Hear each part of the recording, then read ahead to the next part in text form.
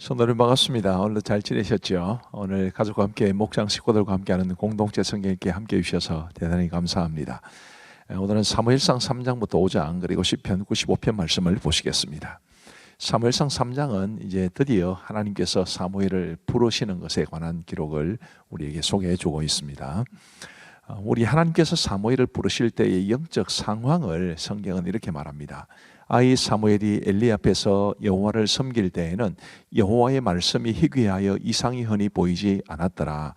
엘리의 눈이 점점 어두워가서 잘 보지 못하는 그때에 그가 자기 처소에 누웠고 하나님의 등불은 아직 꺼지지 아니하였으며 사무엘은 하나님의 궤에 있는 여호와의 전안에 누웠더니 하나님의 말씀이 희귀한 시대, 하나님의 말씀이 들리지 않았던 시대입니다. 2절에 엘리의 눈이 점점 어두워가서 잘 보지 못하는 그때에 라는 것은 굉장히 뭐랄까요, 이렇게 암시적인 표현이죠. 상징적인 표현이기도 합니다. 엘리의 눈이 어두웠던 것처럼 그 시대 사람들이 하나님의 말씀에 어두웠다는 것을 말하고, 또 3절에 하나님의 등불은 아직 꺼지지 아니하였다라는 것은 사무엘로 인해서 우리 하나님의 말씀의 빛이 아직은 다 꺼지지 않은, 이제는 새롭게 다시 피어오르는 것을 이제 복선적으로 우리에게 말해주고 있다, 그렇게 보시면 될 듯합니다. 10절 말씀에 보시면 이제 이 10절 말씀 이전에 하나님께서 사무엘을 몇 번 부르셨는데, 그때마다 사무엘이 하나님의 자신을 부르신다는 사실을 알지 못한 채 엘리에게 다가가서 저를 부르셨습니까? 라고 말을 했는데, 엘리가 처음에는 안 불렀다 이렇게 이야기하다가 몇 번 반복이 되니까 하나님이 너를 부르시는가 보다, 그러면 하나님이 너를 부르실 때는 이렇게 해라 라는 말씀을 주신 이후에 이제 주신 말씀입니다. 10절에 여호와께서 임하여서서 전과 같이 사무엘아 사무엘아 부르시는지라 사무엘 이르되 말씀하옵소서 주의 종이 듣겠나이다 하니, 말씀하옵소서 주의 종이 듣겠나이다. 저는 이 말씀이 굉장히 중요하다고 봅니다.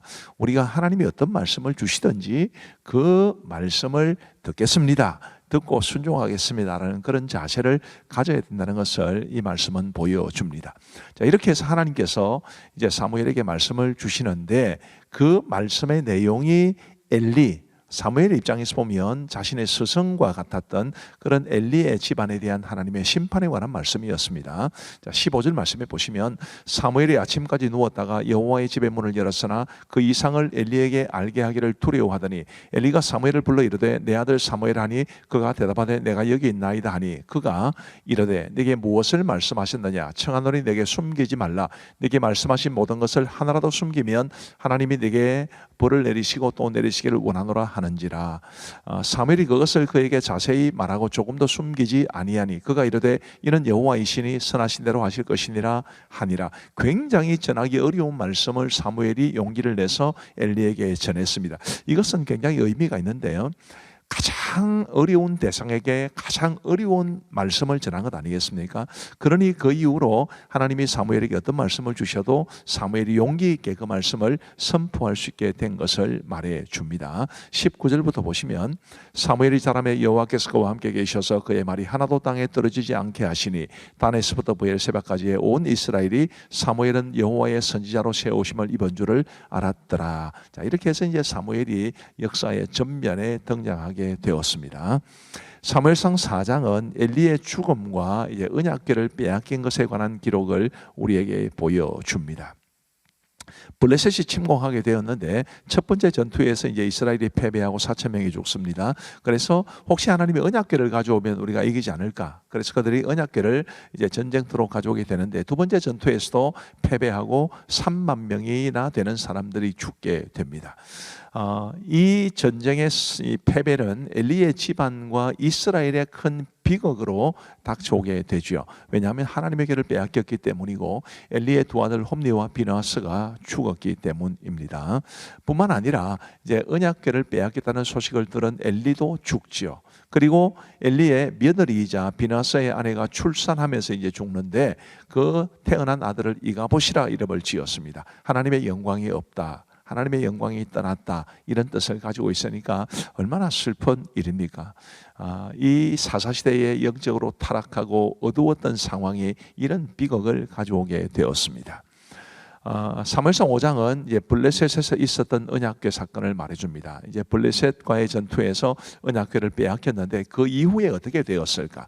이 블레셋 사람들은 언약궤를 아스돗에 있는 다곤 신전에 두었습니다. 그런데 어떻게 되었느냐 하면 3절에 아스돗 사람들이 이튿날 일찍 일어나 본즉 다곤이 여호와의 궤 앞에서 엎드려져 그 얼굴이 땅에 닿았는지라 그들이 다곤을 일으켜 다시 그 자리에 세웠더니 다곤 신상 앞에 이제 여호와의 언약궤를 놓아두었다는 것은 다곤이 여호와를 이겼다 이런 뜻입니다.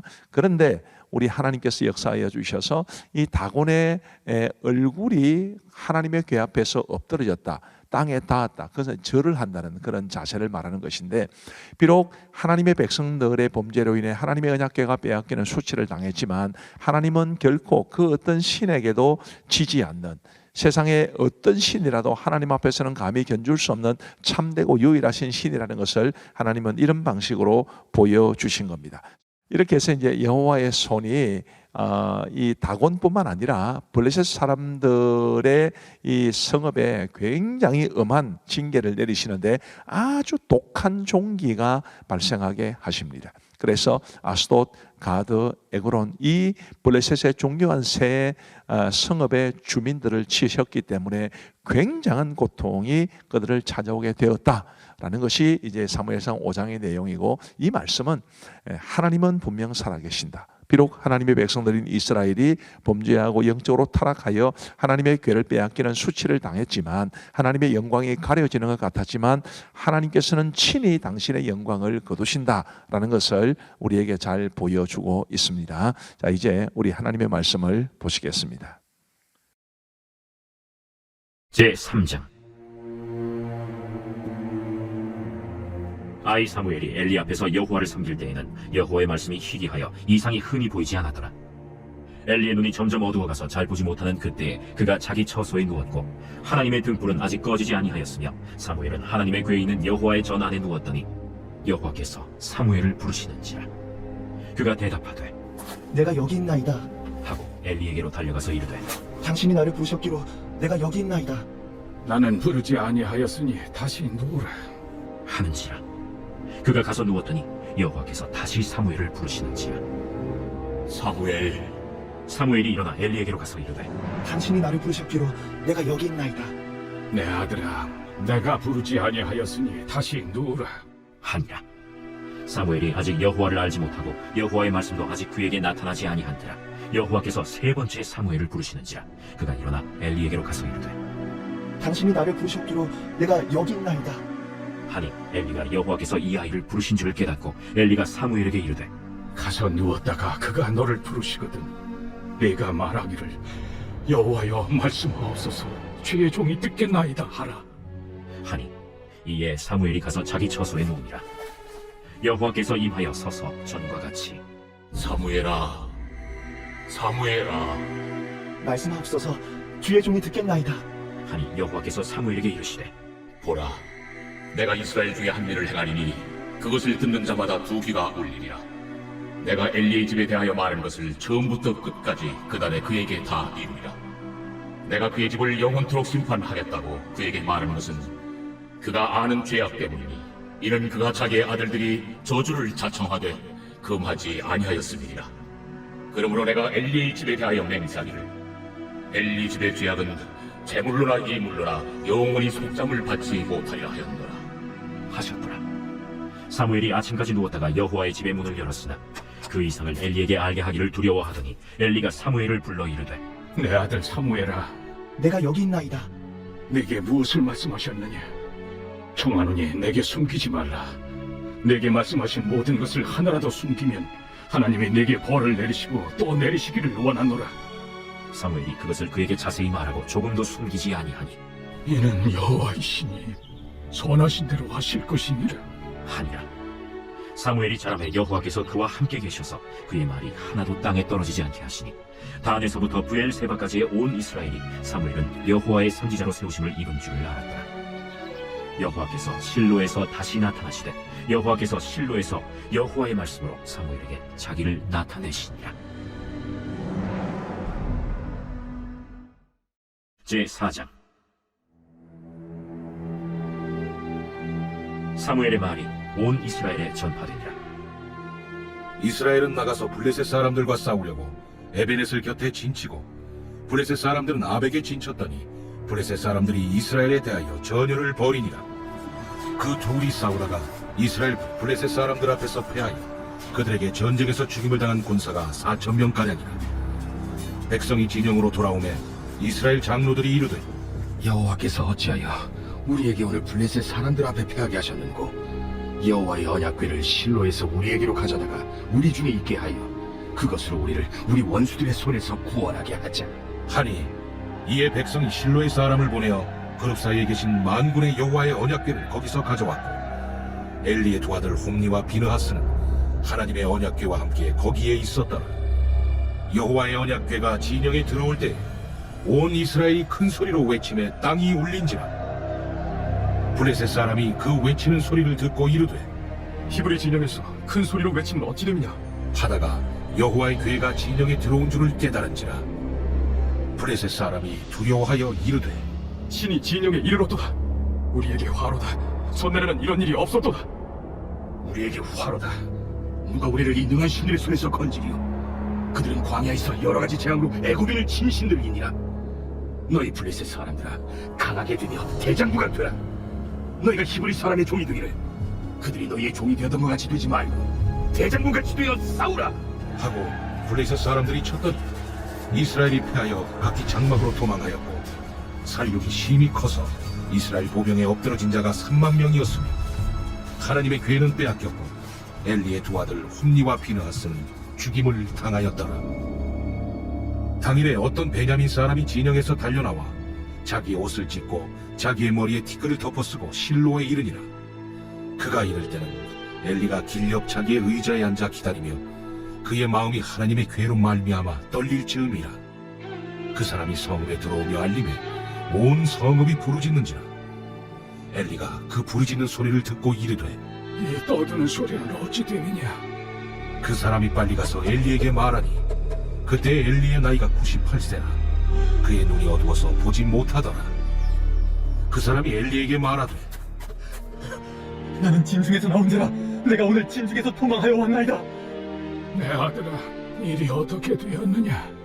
이스라엘이 블레셋 사람들 앞에서 도망하였고 백성 중에는 큰 사역이 있었고 당신의 두 아들 홈니와 비느하스도 죽임을 당하였고 하나님의 궤는 빼앗겼나이다. 하나님의 궤를 말할 때 엘리가 자기 의자에서 뒤로 넘어져 문 곁에서 목이 부러져 죽었으니 나이가 많고 비대한 까닭이라. 그가 이스라엘의 사사가 된 지 40년이었더라. 그의 며느린 비느하스의 아내가 임신하여 해산 때가 가까웠더니 하나님의 궤를 빼앗긴 것과 그의 시아버지와 남편이 죽은 소식을 듣고 갑자기 아파서 몸을 굽으려 해산하고 죽어갈 때 곁에 서 있던 여인들이 그에게 이르되 두려워하지 말라. 내가 아들을 낳았다. 하되 그가 대답하지도 아니하며 관념하지도 아니하고 이르기를 영광이 이스라엘에서 떠났다. 하고 아이 이름을 이가봇이라 하였으니 하나님의 궤가 빼앗겼고 그의 시아버지와 남편이 죽었기 때문이며 또 이르기를 하나님의 궤를 빼앗겼으므로 영광이 이스라엘에서 떠났다. 하였더라. 제5장. 블레셋 사람들이 하나님의 궤를 빼앗아가지고 에베네셀에서부터 아스돗에 이르니라. 블레셋 사람들이 하나님의 궤를 가지고 다곤의 신전에 들어가서 다곤 곁에 두었더니 아스돗 사람들이 이튿날 일찍이 일어나 본즉 다곤이 여호와의 궤 앞에서 엎드려져 그 얼굴이 땅에 닿았는지라. 그들이 다곤을 일으켜 다시 그 자리에 세웠더니 그 이튿날 아침에 그들이 일찍이 일어나 본즉 다곤이 여호와의 궤 앞에서 또다시 엎드려져 얼굴이 땅에 닿았고 그 머리와 두 손목은 끊어져 문지방에 있고 다곤의 몸뚱이만 남았더라. 그러므로 다곤의 제사장들이나 다곤의 신전에 들어가는 자는 오늘까지 아스돗에 있는 다곤의 문지방을 밟지 아니하더라.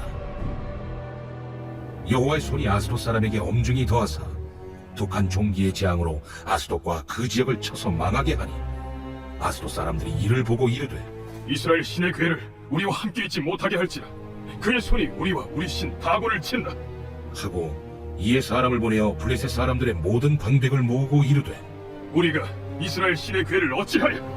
그들이 대답하되 이스라엘 신의 궤를 가드로 옮겨가라. 이스라엘 신의 궤를 옮겨갔더니 그것을 옮겨간 후에 여호와의 손이 심히 큰 환난을 그 성읍에 더하사 성읍 사람들의 작은 자와 큰 자를 다 쳐서 독한 종기가 나게 하신지라. 이에 그들이 하나님의 괴를 에그론으로 보내니라.